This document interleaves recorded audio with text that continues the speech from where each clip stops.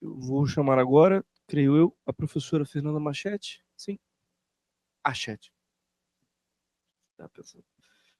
Professora Fernanda Machete. A apresentação dela já tá. Sim. Ali, ó. Perdão, entre o relógio aqui. Como você preferir. Bom, professora, fica à vontade. Olá, bom dia a todos. Sou a professora Fernanda Chet, sou da área da engenharia costeira, sou colega de trabalho do professor Rosman. Como já dito, a gente trabalha em equipe. Eu tenho a sorte, quase minha equipe toda está por aqui hoje. A gente vai sair da Lagoa e vai para a região costeira, que também, acho que 2 semanas atrás, a gente teve inundação. Não está funcionando? Está funcionando. Tá funcionando? Sim, não, microfone. Tá. Eu já falo alto pra caramba. Que há 2 semanas atrás teve a última tempestade que teve a partir de inundação pelo mar também. A gente vai falar um pouquinho sobre isso. Do meu grupo a gente tem a mestranda Roberta, são 3 doutorandos, o Luiz Guilherme, que é pós-doc, e eu, e obviamente a Patrícia Rosman, dentro do desenvolvimento do CIS Bahia. Essa aqui é uma visão de cima. Do outro lado, geralmente, a gente está vendo sempre a visão aérea do Rio para cá, que é a visão que seria de leste para o Rio de Janeiro. Lá no final está o Rio de Janeiro, e a gente está interessado... Tem apontador? Não. Na parte da praia. O que a gente está analisando? Existe um projeto que o Luiz vai falar melhor sobre isso, que é do Recife Artificial, para melhoria tanto da balneabilidade da praia, que é uma praia, como o Rosman falou, muito difícil de você se banhar, uma praia de tômbolo, a onda vem, ela lava a praia e leva, existem fatalidades na região, apesar de praias belíssimas. Então, uma das soluções seria colocar um Recife artificial para tanto a melhoria do surf, quanto a melhoria de balneabilidade de banho. É que quando a gente está falando com o pessoal de águas interiores, balneabilidade, né? A gente está muito acostumado à balneabilidade de praia em termos da água própria para o banho, em termos de qualidade de água. Quando falamos de balneabilidade, é balneabilidade de banho, segurança de banhista. E aí, quando a gente está falando de Recife artificial, eu falo assim, cara, mas isso vai dar problema, né? Porque colocar qualquer estrutura na região costeira é realmente muito delicado. É um sistema dinâmico, é um sistema que você coloca uma estrutura e vai mudar. O que acontece ao em volta? É um sistema que precisa de muito dado. A gente tá, acho que todo mundo vem aqui e fala assim, e a gente precisa de muito dado, mas é exatamente isso. Assim, o que a gente sabe da região, o que a gente pode analisar com os modelos que têm desenvolvidos e o que mais falta para o próximo passo em relação a isso. A nossa equipe, a gente desenvolveu um modelo costeiro. Esse é um mapa parecido com o que a Ligiane estava mostrando. A Ligiane estava falando das lagoas, a gente vem para a parte da praia, usando mesmo o sistema CIS Bahia. Ali a gente tem um zoom à esquerda, o que é a nossa malha computacional, e ela é uma malha muito refinada, assim. E aí, aqui fazendo umas aspas, um disclaimer, é um modelo que para a gente rodar 1 ano para conseguir entender qual a mudança morfológica, né? Como é que a praia se comporta, como é que ela muda. Em 1 ano a gente está demorando mais de 7 dias, isso se não cair a luz, se o modelo tiver uma boa babá, a gente consegue fazer ele em 1 semana, porque a grade para resolução perto da nossa região de interesse, para realmente entender o que acontece lá, está da ordem de 10 metros. Tá? Isso para o modelo costeiro é um tanto quanto refinado, porque o arrecife proposto pelo trabalho do Luiz, que ele vai falar melhor sobre isso, é da ordem de 60 metros por 80 metros de comprimento. Então, para a gente conseguir resolver nessa escala quais a modificação de onda e os fluxos que acontecem ali, a gente precisa de uma malha muito refinada. E aqui à direita a gente tem a batimetria. E aí eu vou voltar um pouco para o dado, eu vou ficar nessa ida e volta de dado, porque é muito importante. É a base, a batimetria, o modelo digital de terreno, como o Fernando estava mostrando, é a base que a gente usa. Né? Tudo se baseia em cima disso. Então, a hidrodinâmica, a base dela é a batimetria. E até janeiro desse ano, a gente não tinha uma batimetria realmente medida. A Marinha faz um trabalho muito importante com as cartas náuticas e folhas de bordo, mas essas cartas não são próprias para modelagem costeira. Para modelagem costeira, a gente precisa do dado detalhado e dado medido atual da região. Em janeiro desse ano, a gente conseguiu um dos produtos do nosso grupo, junto com a Coordena, foi a batimetria atualizada desse quadrado do zoom de baixo. O que nessa resolução dá para ver, mas é uma praia que tem as batimetrias, como ela é de túmulo, ela tem a batimetria bem... A batimetria é a topografia do fundo, para quem não é da área. A topografia ao contrário, né? Qual é o relevo submarino em cima disso.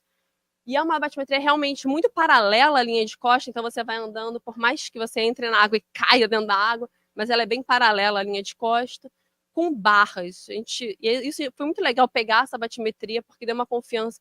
O modelo mostrava muito essa sedimentação logo depois da zona, bem ali perto do Arrecife, e a batimetria trouxe essa informação para a gente, que ali realmente é uma região de formação de barras, que são dunas submarinas, essas barras.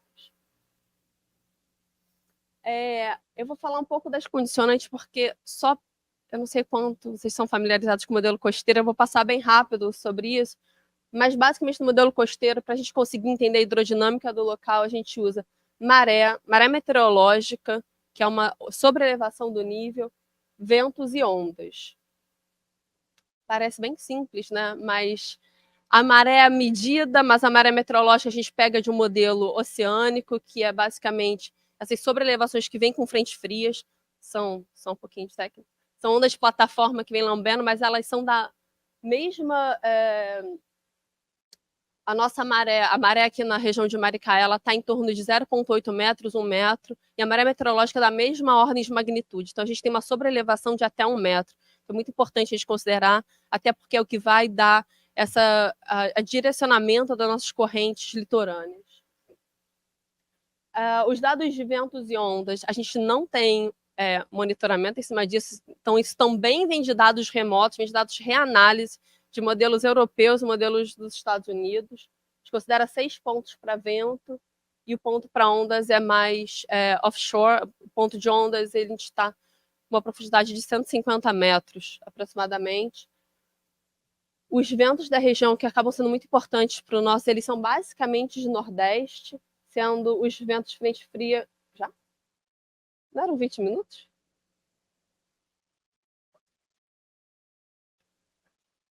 Me perdi. Tá. E o de ondas, que para ondas a gente pega ela offshore por causa de modificação de linha de costa. A gente só considerou as ondas abaixo, mais a sul dessa linha vermelha. Se a gente considerar que a nossa linha de costa está basicamente leste-oeste, onda de nordeste não chega na praia de Maricá. A distribuição de sedimento, mas isso é porque, de novo, a gente não tem dado medido localmente. Os dados mais recentes que tem da praia de Maricá são de 15 anos atrás, de teses de mestrado e doutorado. Então, isso é trabalho que vem fazendo bastante, assim, catar dentro de tese, mestrado e doutorado, o que tem de sedimento, né, depois da batimetria, a gente tem que saber como é que é esse sedimento. A gente sabe que a areia é grossa, mas quão grossa ela é, qual é a distribuição disso. E esses mapas são mapas literalmente cavados em cima disso. Um pouco dos resultados, esse é o resultado que eu acho super legal, que a gente vê aqui é um dos cenários de onda, então são ondas entrando de sul, aí tem a estrutura natural, né? Ilhas são estruturas naturais, a gente tem várias ilhas aqui em Ipanema também, a gente consegue ver qual é o impacto dessas ilhas aqui, elas formam zonas de sombra, né? Se a gente... vou levantar, a gente falar sentado é muito ruim, mas a gente tem essas ondas chegando de sul, isso aqui seriam as cristas de onda, a gente vê que ela forma uma zona de sombra nessa praia, que é exatamente a parte onde a linha de costa forma um tombo, né? Então, os impactos dessas estruturas são muito grandes, e o que é legal de mostrar aqui é que na parte do Arrecife, ele faz a modificação de onda conforme o Luiz tinha visto, para fazer uma onda que seja mais saudável por surf, e uma região com muito menos onda atrás dessa estrutura. E aí, tudo bem, mas qual é o impacto disso na linha de costa? Como é que essa estrutura vai modificar a minha linha de costa? O que a gente tem aqui é durante uma tempestade de julho, Em julho teve uma tempestade que chegou a 4 metros de altura significativa. Esses 4 metros é na costa, tá? Senão, 4 metros não é oceânico. Então, assim, são ondas realmente muito altas. Para quem sabe um pouco mais de onda, o período dessas ondas era de 12 segundos, então é realmente uma onda muito intensa, de muita energia. Do lado esquerdo, a gente tem a situação atual. Então, qual é o tipo de modificação, mesmo sem estrutura, que acontece na linha de costa devido a essa tempestade? A gente vê que a tempestade agora ela forma várias barras, ela dá uma bagunçada na batimetria. E o cenário da situação projetada à direita, a estrutura é essa partezinha bem vermelha. Ela também dá uma bagunçada, mas ela não gera nada muito mais caótico do que a tempestade que já tem gera. Deixa eu ver se... bem, eu consigo voltar aqui? Não consigo voltar. Bem, eu ia falar da tempestade específica, mas acho que fica muito... Né, o que a gente consegue, só uma visão disso aqui, é que durante as tempestades são quando geram as correntes de retorno, que é muito problemático também para banhista, muito intensas, e a gente conseguiu formar em regiões parecidas, a gente não está milimetricamente vendo isso, regiões parecidas às correntes de retorno e essa formação de barras. Tá? O modelo foi capaz, na situação atual, de reproduzir isso, que dá alguma confiança para a gente. Bem, a situação atual está representando padrões com que a gente observa com as ferramentas que a gente tem, então a gente consegue definir padrões para as estruturas também. Eu tenho várias propostas, mas isso é o que seria o futuro, né? O que está faltando? Eu acho, a gente acredita que uma batimetria mais abrangente para a gente conseguir realmente entender essas mudanças, um acompanhamento dessa batimetria, acompanhando esse perfil de praia durante tempestades para a gente conseguir calibrar os modelos, isso para a gente conseguir validar, para falar assim, não, qualitativamente, quantitativamente funciona e como está acontecendo, e dados para calibração de modelo. Hoje em dia, né, os dados para condicionantes, que também foram retirados de diversos lugares, é interessante a gente ter dados de onda local. Eu acho que quando um projeto dessa magnitude é implementado, a gente precisa de dados locais para... É sempre uma combinação, né? A gente, de modelagem numérica, a gente está sempre em combinação com várias outras disciplinas, e uma delas é a de dados, a modelagem de dados, mas é importante que esse cross-check seja feito. E aí uma modelagem de longo prazo, né? Tudo bem, isso em um ano parece que funciona. Como a gente consegue ver isso no longo prazo? É possível a gente fazer modelagem de longo prazo, bem, essa modelagem demora, mas também é possível a gente cruzar essa modelagem com dados de satélite, linha de costa, é uma das linhas de pesquisa que a gente já começou a olhar para essa validação do modelo também. O que a gente tem aqui, né, é o Coastal Snap, que é uma dessas ferramentas de definição de linha de costa automático, e como é que a gente define o que é mar, o que é terra, e como ele define o que é terra, e essa variação dessa linha de costa.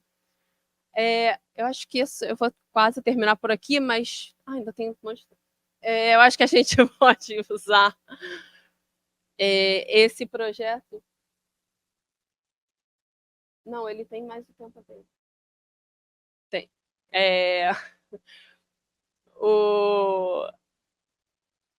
Da gente usar, porque é muito comum, né, a gente, quando olha para fora, não que eu seja muito a favor, acho que a gente tem uma boa combinação disso, de usar esses grandes projetos como projetos pilotos, né? Agora está cada vez mais comum os laboratórios vivos. E esse é provavelmente uma grande oportunidade numa praia que já tem uma dinâmica enorme, da gente usar isso realmente como um laboratório, fazer uma implementação, mais um plano de monitoramento que funcione, colocar alunos para trabalhar com isso, pesquisadores, assim, se a gente conseguisse manter, né, eu acho que é para todos os pesquisadores, professores e pesquisadores, a gente ter um grupo desse trabalhando junto, é muito gratificante a gente ver o trabalho andando. Eu coloquei aqui como um exemplo, na Holanda eles fizeram o que eles chamam de motor de areia, e dentro disso é um projeto que já está mais de, eu ia falar 10, mas já está mais de 15 anos sendo feito. Então eles têm eles têm site de todo mundo junto, tem mais de 15 teses de doutorado, 30 teses de mestrado, tem um departamento inteiro de empresas trabalhando com isso. Então, uma parceria que eu acho que a gente pode olhar no sentido de, tá, tudo bem, o que a gente pode tirar de frutos, tanto de pesquisa quanto de industriais mesmo, né? E aqui era um exemplo de qual é o plano de monitoramento deles. Então, eles vão desde os planos de monitoramento de ambiental, né? O que a gente sempre pede. Eu quero onda, quero corrente, quero batimetria, quero. A gente sempre quer um monte de coisa. Quanto para a parte de biodiversidade, ecologia, turismo e diversos ocupação, a parte social também. Então, acho que casa bem com o nosso projeto, eu acho que é um bom exemplo disso. Outro plano futuro que eu acho que teria que ser atualizado, a professora Flávia Lins, aqui do Departamento da Geografia, aqui do FRJ, fez a tese de doutorado dela como vulnerabilidade da região de Maricá. Isso era Itaipuaçu há 20 anos atrás, com toda a parte de atualização, né, e de crescimento, expansão demográfica da região. É essencial que um novo plano de vulnerabilidade costeira seja realizado, e o projeto, acho que cabe, a gente já está com basicamente todo o material para fazer isso. E por último, como a Lidiane falou, acho que é só juntando mais a parte costeira, é um sistema de alerta, um sistema que realmente funciona em termos de monitoramento. Vai vir ressaca, qual é a probabilidade dessa ressaca de novo atingir a cidade? A última ressaca inundou a cidade. Então, a gente tem inundação de terra, inundação do mar, e como é que a gente une isso em realmente sistema de alerta, que eu nem preciso muito longe. Esse sistema de alerta é aqui do COR, do Rio de Janeiro, não ganhando nada com isso, mas é um sistema que tem funcionado, a gente recebe no celular, a população tem começado a olhar para esses dados. É isso. Agora vai ser o Luiz Guilherme, muito obrigada. Obrigado, professora.